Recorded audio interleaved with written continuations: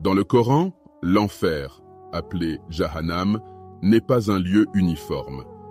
Il est décrit avec plusieurs niveaux, chacun réservé à des catégories spécifiques de personnes. Aujourd'hui, explorons ensemble les 7 niveaux de l'enfer selon la tradition islamique. 1. Jahannam. C'est le premier niveau, le moins sévère.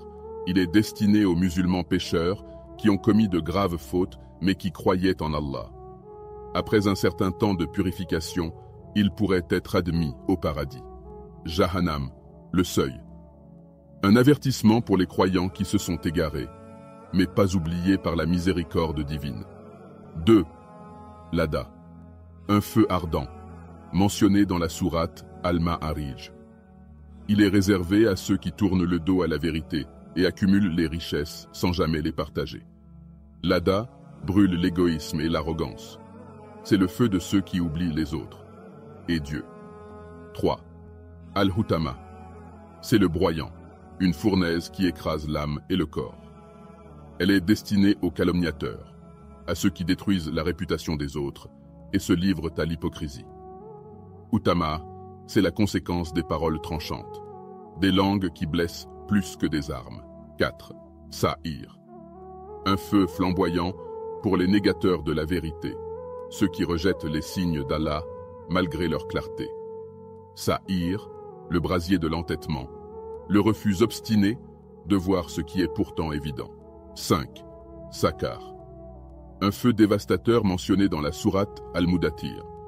Ce niveau est réservé à ceux qui négligent la prière, ne nourrissent pas les pauvres et rejettent la résurrection. Sakar ne laisse rien et ne permet aucun répit. Il consume l'oubli de Dieu et l'indifférence envers les autres. 6. Al-Jahim.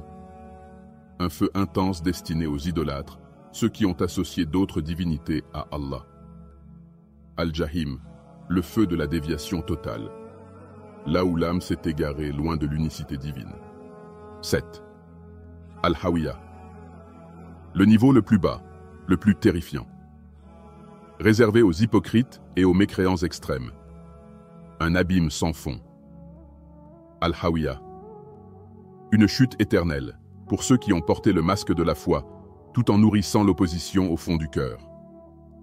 Ces descriptions nous rappellent la gravité de nos actes et la justice divine. Mais le Coran, tout en évoquant l'enfer, insiste aussi sur la miséricorde d'Allah, toujours accessible à ceux qui se repentent sincèrement.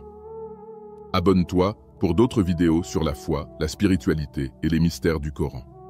N'oublie pas de liker, commenter et partager si tu as appris quelque chose aujourd'hui.